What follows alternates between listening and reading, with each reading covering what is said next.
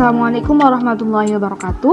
Perkenalkan, nama saya Marini Ayu Cahyani dari Prodi Pendidikan Fisika A 2019 Universitas Negeri Jakarta. Di sini saya akan menjelaskan mengenai tugas sejarah fisika mengenai Ibnu Sina. Dan yang tahu belum nih Ibnu Sina siapa? Nah, kalau belum tahu, mari kita bahas bersama mengenai Ibnu Sina. Pembahasan kali ini ada 4 poin. Yang pertama mengenai biografi Ibnu Sina, yang kedua mengenai karya Ibnu Sina, dan yang ketiga karya dan penemuannya. Yang terakhir, pengaruh keilmuan Ibnu Sina terhadap perkembangan ilmu pengetahuan. Langsung saja kita bahas biografi Ibnu Sina. Ibnu Sina mempunyai nama lengkap Abu Al-Ali Husain Ibnu Abdullah Ibnu Al-Hasan Ibnu Ali Ibnu Sina, atau di dunia barat dikenal dengan nama Avicenna. Ia dilahirkan pada bulan Safar di desa Afsana pada tahun 370 sampai 428 Hijriah atau 980 sampai 1037 Masehi, sebuah desa dekat dengan Bukhara atau kini termasuk wilayah Uzbekistan pada masa sebuah dinasti Persia di Asia Tengah. Ibunya yang bernama Setare yang berasal dari Bukhara. Ayahnya bernama Abdullah. Ia adalah seorang sarjana yang dihormati berasal dari Baghlan atau yang kini menjadi wilayah Afghanistan, yaitu sebuah kota penting di masa pemerintahan dinasti Samaniyah. Masa kecil dan pendidikan Ibnu Sina. Ibnu Sina belajar aritmatika dari seorang pedagang sayuran asal India di pasar. Kemudian beliau belajar Al-Quran, sastra, ilmu mantik, kedokteran, fisika, metafisika, astronomi kepada Abu Abdullah An-Naqili. Sejak usia 10 tahun, Ibnu Sina telah menghafal Al-Quran. Dan pada usia 16 tahun, Ibnu Sina telah mempelajari ilmu kedokteran, tidak hanya teori, ia juga mempraktikkannya. Dari pengalaman itulah ia banyak menemukan metode dan obat-obatan. Pada usia 18 tahun, beliau memperoleh status penuh sebagai dokter. Kemudian Ibnu Sina juga belajar ilmu akhlak, tasawuf, dan fikih kepada Ismail Az-Zahid. Dia kembali mengkaji logika dan seluruh cabang filsafat sehingga menguasai seluruhnya. Uniknya, juga jika mengalami kesulitan dalam menjawab sebuah masalah atau pertanyaan, maka dia berwudu dan pergi ke masjid untuk sholat dan berdoa kepada Allah agar diberi kemudahan dalam menjawabnya. Selanjutnya kita akan membahas mengenai karir Ibnu Sina. Ketika berusia 18 tahun, ia memulai karirnya dengan mengikuti kiprah orang tuanya, yaitu membantu tugas-tugas Amir Nuh Ibnu Mansur. Ia diminta menyusun kumpulan pemikiran filsafat oleh Abu Al-Husain Al-Aruni, yaitu menyusun buku Al-Majmu'. Setelah itu, ia menulis buku Al-Hasil wa Al-Mahsul dan Al-Bir wa Al-Ism atas pemimpinan Abu Bakar Al-Baraqi Al-Khwarizmi.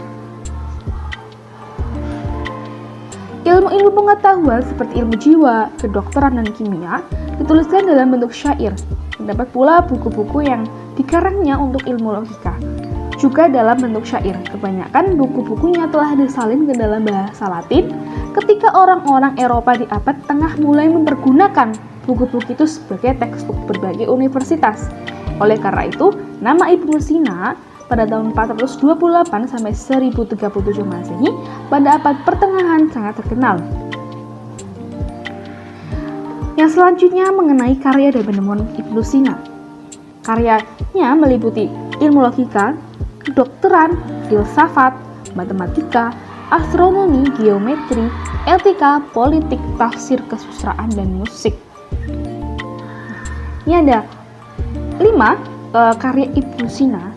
Yang pertama adalah kitab Asy-Syifa yang terdiri dari 18 jilid ditulis ketika ia bermukim di Yaman, dan kemudian yang kedua ada kitab An-Najah ringkasan dari kitab Asy-Syifa. Yang ketiga ada kitab Asbab Hudud Al-Huruf. Nah, Ibnu Sina ini membahas apa yang saat ini dikenal dengan ilmu fonotis atau suara. Kitab yang keempat itu kitab Al-Isyarah wa At-Tanbihat, terdiri dari 3 jilid yang membahas logika, fisika, dan metafisika. Dan yang terakhir, kitab Qanun fi At-Tibb. Nah, ensiklopedia kedokteran yang menjadi pegangan wajib di universitas-universitas Eropa sampai abad ke-17. Selain karya Ibnu Sina juga beberapa ada penemuan ya. Yang pertama itu dalam cara mengobati. Ibnu Sina menemukan cara menyuntikkan obat ke bawah kulit. Kemudian dalam mengobati orang yang terkecil kerongkongannya. Kemudian dalam mengobati penyakit pada kepala, dalam mengobati penyakit dalam penyakit yang menjadi benalu, dalam kedokteran makanan dan penyakit perut, dalam penyakit ginjal dan saluran kencing, dalam penyakit khusus wanita, dalam penyakit syaraf, dan dalam penyakit kejiwaan. Penemuannya ya. Selanjutnya, Ibnu Sina sebagai ilmuwan. Jadi Ibnu Sina mendalami beberapa ilmuwan. Ya, salah satunya ada 3 ya. Yang pertama itu bidang filsafat jiwa, filsafat kenabian, filsafat wujud. Dan yang kedua ada bidang kedokteran. Berkat prestasinya dalam ilmu medis, Ibnu Sina memperoleh julukan Father of Doctor atau Bapak para Dokter. Bidang fisika, dalam bidang fisika Ibnu Sina ini fisika berhubungan dengan prinsip-prinsip tertentu dan tentang hal-hal yang terkait dengan benda-benda alam. Yang selanjutnya, pengaruh keilmuan Ibnu Sina terhadap perkembangan ilmu pengetahuan yang enggak kita rasakan sampai saat ini. Yang pertama adalah pengaruh di dunia Islam. Yang kedua, ada pengaruh di dunia Barat. Dan yang terakhir, ilmu pengetahuan setelah Ibnu Sina. Yang pertama, pengaruh di dunia Islam. Kontribusi Ibnu Sina tidak dipisahkan dari zaman kemasan yang Islam berlangsung pada tahun 287 sampai 494 Hijriah atau 900 sampai 1100 Masehi. Zaman kemasan itu merupakan sebutan populer untuk zaman perkembangan ilmu pengetahuan sebagai kelanjutan dari zaman penerjemahan dan penulisan buku-buku kedokteran pada tahun 1131 sampai 288 Hijriah atau 750 sampai 900 Masehi.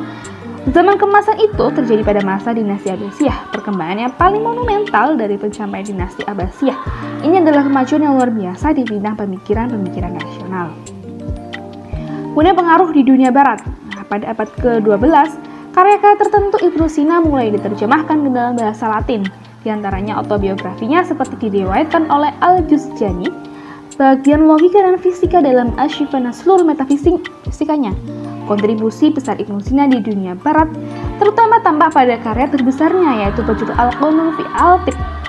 Ibnu Sina merupakan salah seorang yang langka pemikiran mempunyai otoritas tinggi yang menjadi rujukan Barat setelah Augustine dan Aristoteles. Sebagai ilmu pengetahuan pasca Ibnu Sina. Dan di luar kelompok murid-murid langsungnya, pengaruh Ibnu Sina terasa hampir setiap tokoh intelektual penting mendapat berikutnya. Di antaranya adalah Umar Khayyam.